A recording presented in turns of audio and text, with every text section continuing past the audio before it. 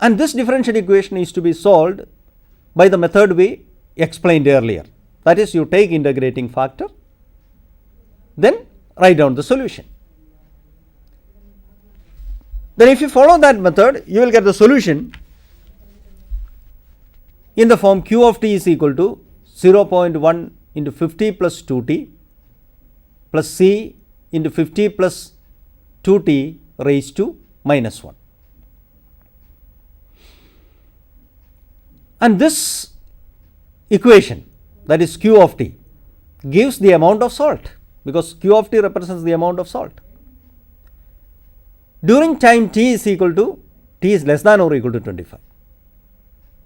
When t greater than 25, the situation will be different.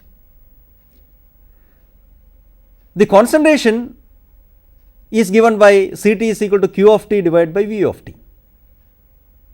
So that is the q of t which you have obtained, it is given above, you divide it with the v of t. So you will get 0.1 plus c times 15 plus 2t raised to minus 2. The water is initially pure water, that was given. So I can say that q of 0 is 0 because there is no salt at all. Therefore, if you put it in the earlier equation, that is this q of t, time is equal to 0, then you will get 0 is equal to 5 plus c by 50. So that will decide the value of the constant c, constant of integration. So you will get c is equal to minus 250. So if you substitute for this c, then I will get the solution like q of t is equal to 0.1, then 50 plus 2t minus 250 into 50 plus 2t raised to minus 1. And this will be true for t less than or equal to 25. But this you cannot use it t greater than 25. Then in that situation, that is after 25 minutes, then the tank fills up and the inflow and outflow of salt are same. You know how much is the inflow? Because the tank is overflowing. So that much amount will be outflowing. So in that case, your equation can be written as dq by dt is equal to 4 into 0.1 minus 4 into q divided by that 50 plus 2t will become, after 25 minutes, it is the volume of that tank, that is 100. So I get a new differential equation, dq by dt plus q by 25 is equal to 0.04. And when you solve this equation, I will get the solution q of t is equal to 10 plus c e raised to minus t by 25. So using the initial condition, I can obtain c to be 90 e, and finally the solution will be q of t equal to 10 plus 90 into e raised to 1 minus t by 25. This is for t greater than 25. And for t less than or equal to 25, you have to use the other solution. And here also, when you can see one thing, when t tends to infinity, q of t is actually going towards 10. That means q of t will go towards a constant amount, 10. Now another situation where we can use first order equation is the famous Newton's law of cooling. What Newton's law of cooling says? Newton's law of cooling states that the rate of change of the surface temperature of an object is proportional to the difference between the temperatures of object and the temperature of its surrounding at that time. the rate of change, the rate at which the temperature changes. So that is proportional to the difference of the temperature of the substance and the surrounding temperature. Usually we call the surrounding temperature as the ambient temperature. And if you translate it into mathematical equation,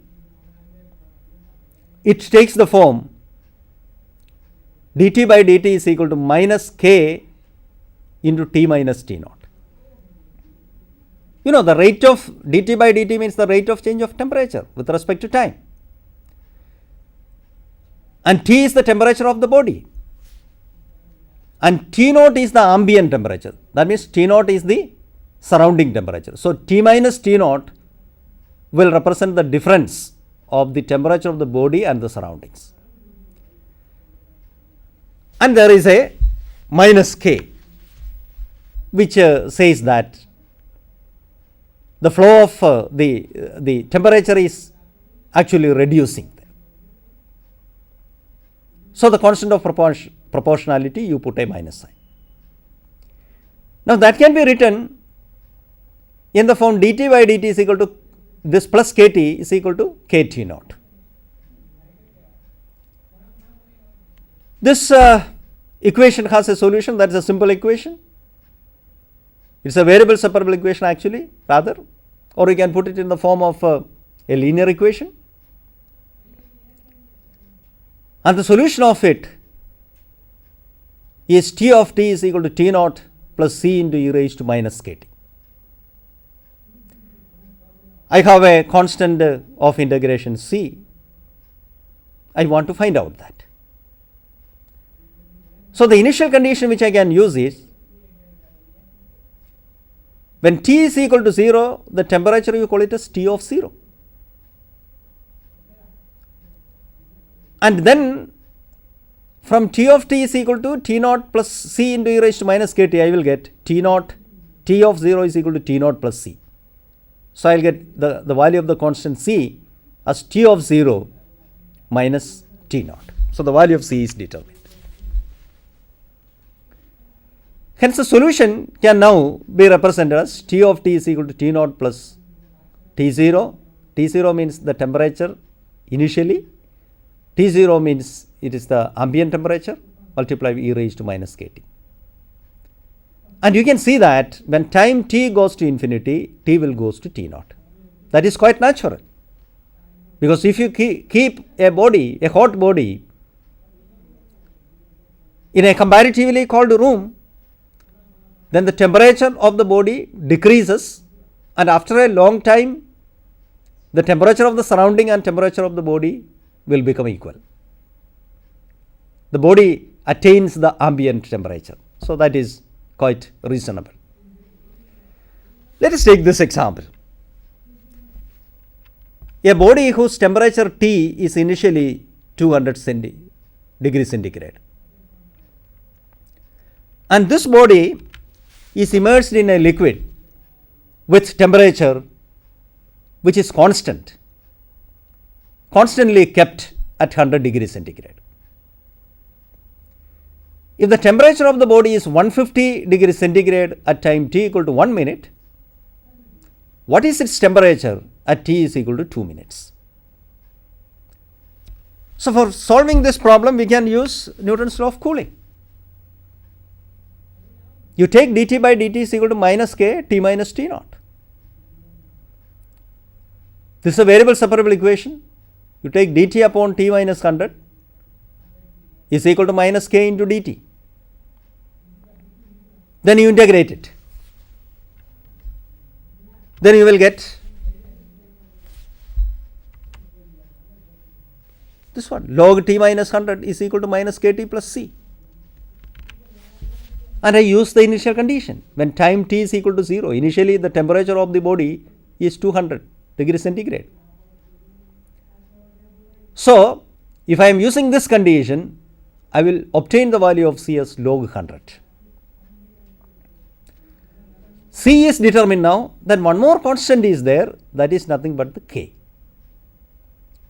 So for getting K, I can use the other condition. That is, when t is equal to 1, I have t is equal to 150. And hence log 150 is equal to log 50 is equal to minus k plus log 100. So this will give you log 150 is equal to minus k log 100. So therefore I can obtain the value of k as log 2, and therefore t will be equal to 100 into 1 plus 2 raised to minus t. Now you want to find out what is the temperature at time t is equal to 2. So you put t is equal to 2. So I have 100 into 1 plus 1 by 4. So that is 125 degrees centigrade. Now let us consider the one-dimensional heat flow. There also again use first order ordinary differential equations. You consider a body in which heat conduction takes place only in x direction. Then the temperature T is a function of x only, because the temperature flow is only in the x direction. That means suppose you consider a body of this form, and A is the cross section, that is shown as the red part, and heat flow is only in the towards the right. You assume just x direction you take towards the right. Now let us take Q, the rate at which the heat flows across area A. Q be the rate at which heat is flowing across A. In such a situations, we can use what is called Fourier law of heat conduction. Fourier law of heat conduction says that the rate of heat flow through a substance is proportional to the area normal to the direction of flow and to the negative of the rate of change of temperature with respect to distance along the direction of flow. This means I can write Q as minus of K, K is a constant of proportionality, and A, that is the area, dt by dx, it is the gradient of temperature in the x direction. That means derivative of t with respect to x, the direction, distance. This constant of proportionality is usually called the thermal conductivity of the body. I shall illustrate this also. For example, an iron bar of 100 centimeter long has a constant cross-sectional area of 4 square centimeter and is perfectly insulated so that heat flow takes place only in the x direction. If the left side of the bar is kept at 0 degrees centigrade and the right end at 60 degrees centigrade, then what is T in terms of x? The value of K is given. The value of K for iron is 0.15.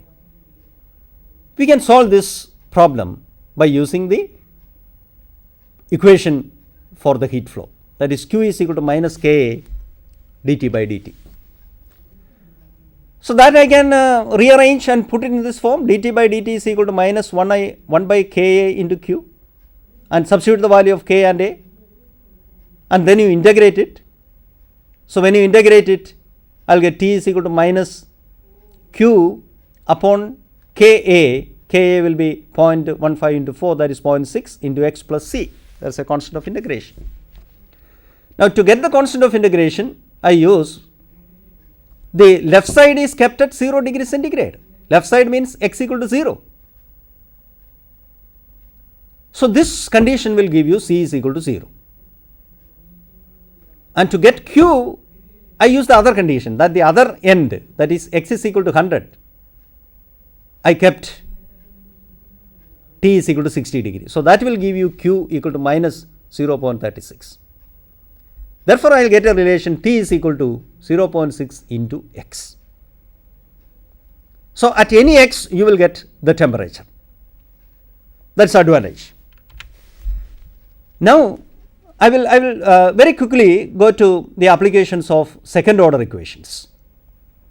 I will not describe in detail, but to make you understand what are the situations where we can, few situations I will describe.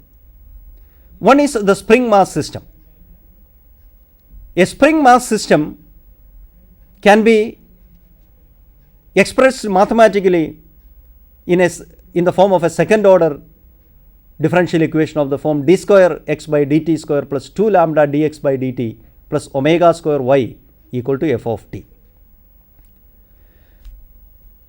The term dx by dt will contain what are called the inertial forces, and the quantity which is on the right side is the forces, external forces acting on it. The second situation in which we can use second order equation is LRC series circuit. So, that will also form a second order differential equation. And then the torsional motion, a twisting motion of a weight, that can be written as a second order equation. Then the deflection of a beam, so that I can convert into a fourth order differential equation. EI plus d raised to 4 y by dx raised to 4 is equal to omega x. The different quantities are described there. Then a simple pendulum, small oscillations of simple pendulum can be represented as a second order linear ordinary differential equations. But for wide oscillations you cannot use this kind of equations. Now, these are the references I used for preparing this material.